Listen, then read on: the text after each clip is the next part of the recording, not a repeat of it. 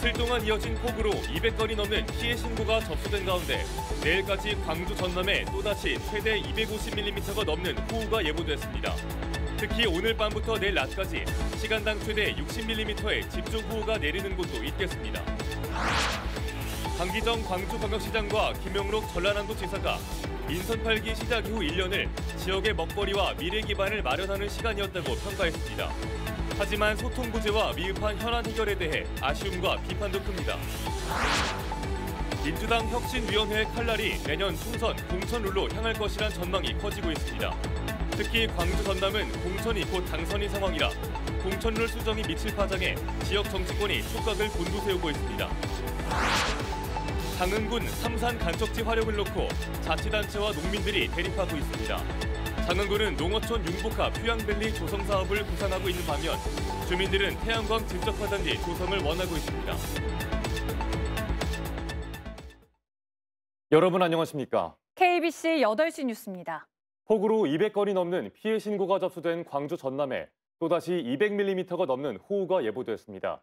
특히 오늘 밤부터 내일 낮까지 시간당 최대 60mm의 집중호우가 예상돼 큰 피해가 우려되는데요. 현장에 나가 있는 취재기자 연결해서 자세한 상황 알아보겠습니다.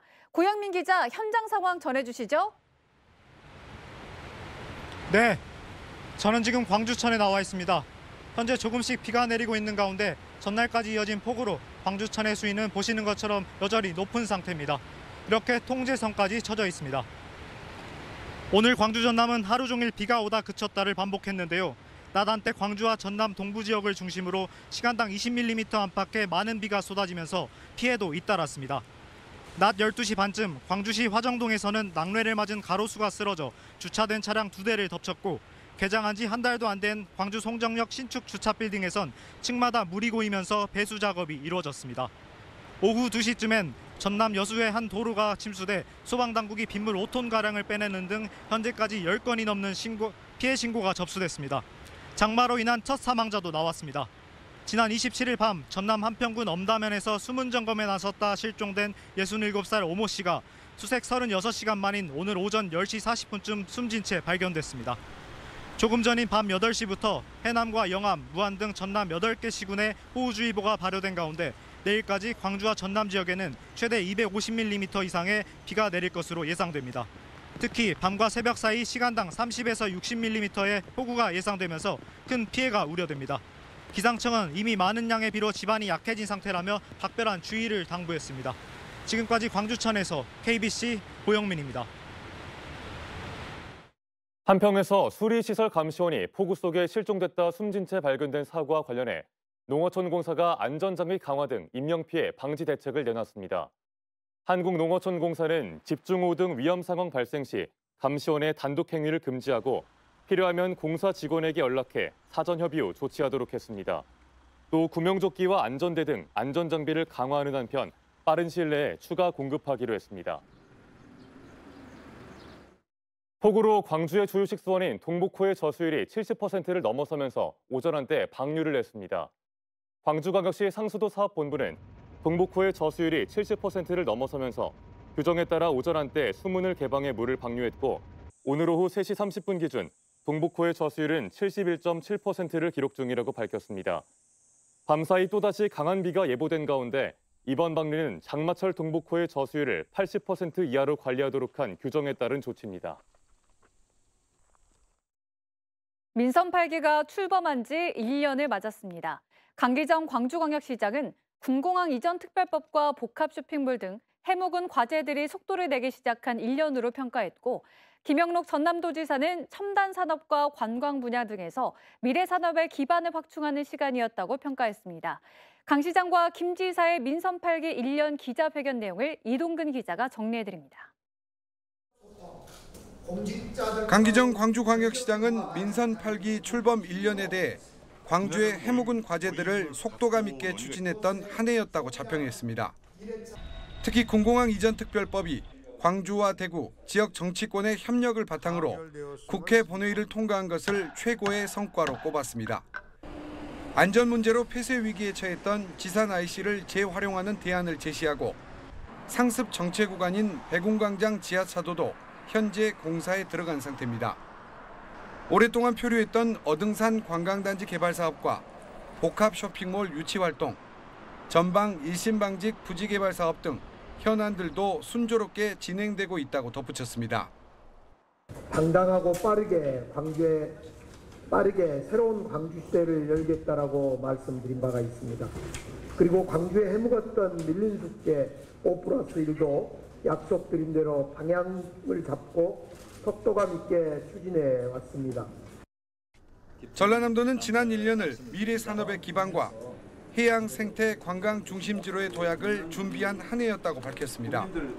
고흥의 우주발사체 산업 클러스터와 국가 산단 조성이 확정돼 우주 산업의 메카로 떠올랐고 2차 전지 산업, 글로벌 데이터, 블루 수소 등 첨단 산업 분야에 발판을 마련했다고 자평했습니다.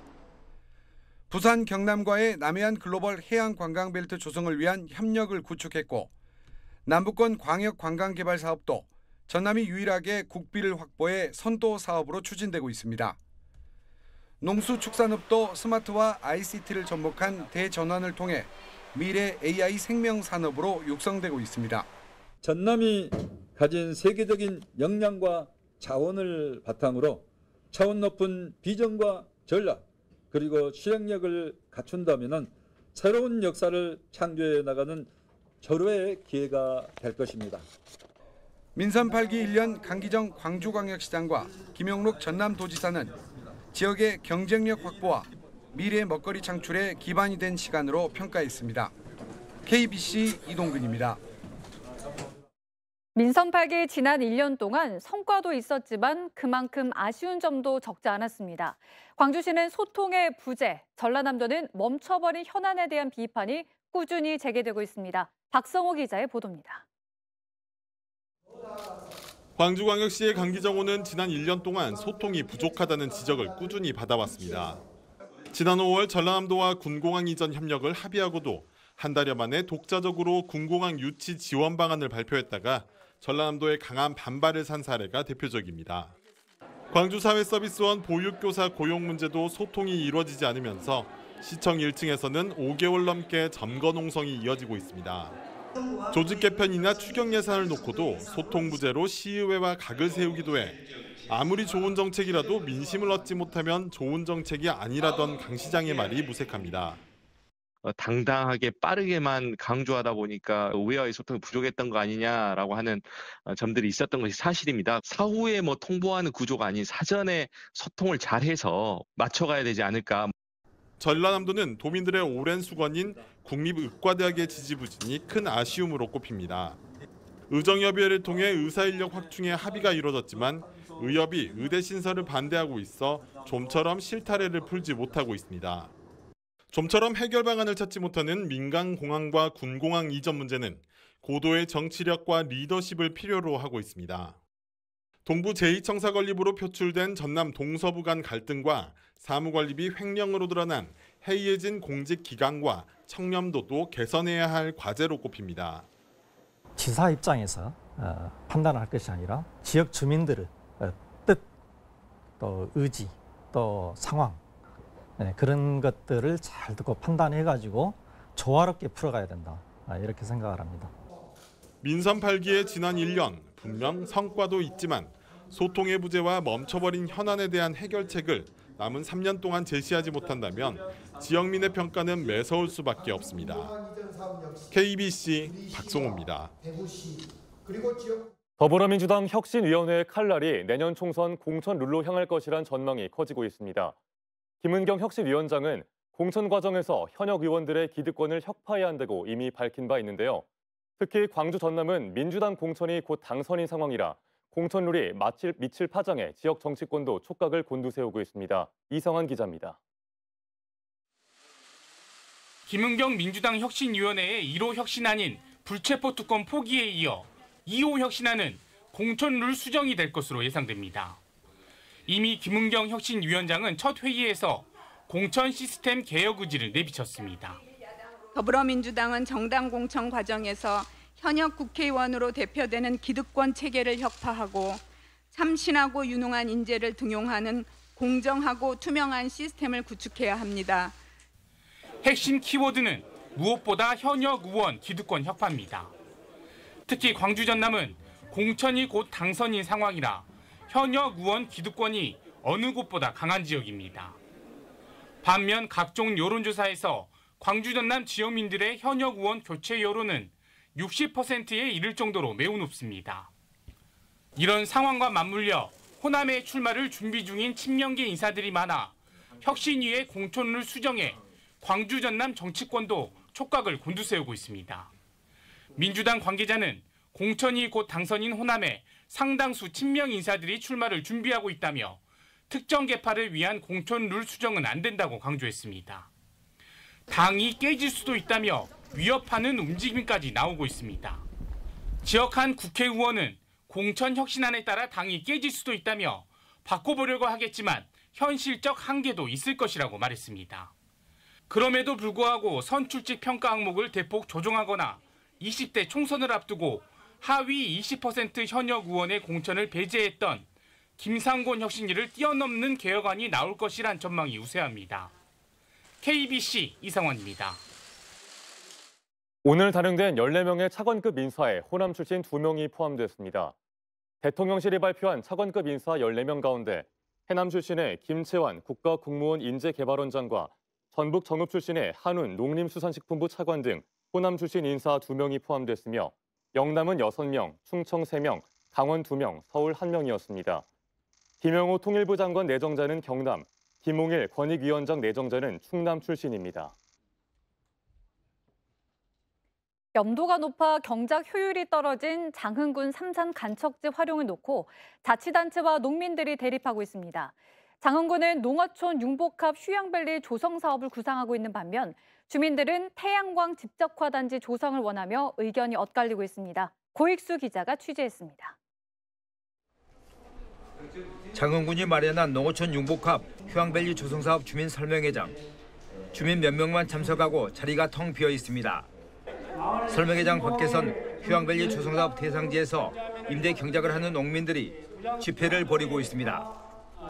농민들은 산업통상자원부의 에너지 집적화 단지 지정을 받기 위해 군에 요청한 승인이 무시된 채 다른 사업이 추진되자 반발하고 있는 겁니다. 장흥군은 정부의 간척지 활용 방향에 맞춰 스마트팜 등을 갖춘 휴양밸리로 조성해야 지역경제 전반에 기여할 수 있다고 보고 있습니다. 이 간척지 209헥타를 우리 군에서 가져와서 생산단지하고 농어촌 휴양밸리를 조성을 하게 되면 농어촌 관광 현장지를 조성하게 되면 그것은 우리 지역의 새로운 관광지로 200만 제곱미터에 이르는 장흥 삼산 간척지입니다. 조성된 지 30년이 지났지만 해마다 염해가 되풀이되고 있습니다. 이 때문에 임대 경작 농민들은 경작권 보전 방안으로 태양광 발전단지 조성을 바라고 있습니다. 블루베리 스마트폰 농장을 했을 때 어떤 식으로 보상을 우리 지역민이 나눠줄 것인가 그 대안을 나한테 갖고 와봐라. 그러면 같이 갈 수 있다. 그런데 그 답이 없습니다. 간척지를 활용해 정남진의 미래 먹거리를 창출하겠다는 장흥군의 농어촌 휴양밸리 조성 사업. 주민 동의를 이끌어낼 수 있는 소득 보전 방안이 마련되지 않는 한 사업의 첫 발을 내딛기가 쉽지 않아 보입니다. KBC 고익수입니다. 그동안 많은 갈등을 빚어온 광주 전남 혁신도시 고형 폐기물 열병합 발전소가 준공 7년여 만에 운영될 전망입니다. 나주시와 한국지역난방공사는 최근 협의를 통해 최대한 빨리 주민들이 참여하는 운영위원회를 조직하고 다음 달부터 고형 폐기물 SRF 열병합 발전소 가동에 관한 내용을 구체적으로 공개하기로 합의했습니다. 광주 전남 혁신도시에 건설된 고형 폐기물 열병합 발전소는 한국지역난방공사가 지난 2017년 완공했지만 그동안 주민들이 유해성을 이유로 문제를 제기하면서 나주시가 운영 허가를 내주지 않았습니다. 광주 상무지구 등 전국 5대 도시 도심융합특구의 국비 지원 근거를 담고 있는 도심융합특구법이 국회 상임위원회를 통과했습니다. 국회 국토교통위원회가 오늘 전체 회의를 열고 의결한 도심융합특구법은 조성 비용에 대한 국가 지원과 기업 지원센터 설립 등의 근거 등을 담고 있습니다. 해당 법은 다음 임시회가 열리는 7월 또는 8월에 본회의를 통과할 것으로 예상되고 있습니다. 부진을 거듭하며 리그 8위까지 추락한 기아 타이거즈가 새 1군 투수 코치에 서재영 잔류군 코치를 선임했습니다. 지난해 1군 투수 코치를 맡았던 석 코치는 지난 시즌 이후 코치진 개편과 함께 잔류군으로 자리를 옮겨 선수들을 지도해왔습니다. 하지만 최근 외국인 투수진과 중간 개투진의 부진 등이 이어지자 오늘부터 다시 1군 코치진에 합류했습니다. 광주FC를 6월 한 달간 무패 성적으로 이끈 이정효 감독이 이달의 감독상을 수상했습니다. 한국 프로축구연맹은 6월에 열린 광주FC의 K리그1 4경기에서 3승 1무의 성적을 기록하며 승점 10점을 추가한 이정효 감독을 플렉스 이달의 감독상 수상자로 선정했습니다.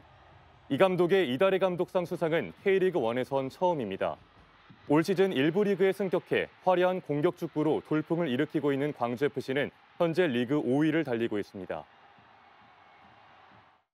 대원운수 간부가 직원들로부터 수천만 원의 금품을 상납받아왔다는 주장이 제기됐습니다. 민주노총 공공운수노조는 광주시청 앞에서 기자회견을 열고 지난 2020년부터 대원운수 간부가 노동자 12명에게 취업 도움 등의 대가로 4천만 원이 넘는 금품을 상납받았다고 주장하며 해당 비위 사실에 대해 광주시와 사측은 철저히 감사를 실시하고 해당 간부를 처벌하라고 촉구했습니다. 소촌 논공단지 용도 변경 승인을 놓고 논란이 계속되고 있습니다. 국강현 광주 광산구 의원은 구의회 본회의에서 지난 2018년 소촌 논공단지 토지 매매 전 처분 신고 등 행정 절차를 밟아야 했지만 3년 넘게 이행하지 않았다며 광산구는 용도 변경 승인을 취소해야 한다고 거듭 촉구했습니다. 하지만 광산구는 조건부 용도 변경 승인은 산업단지 심의위원회의 심의 결정을 따르도록 돼 있고 행정 절차법상 문제도 없다고 반박했습니다.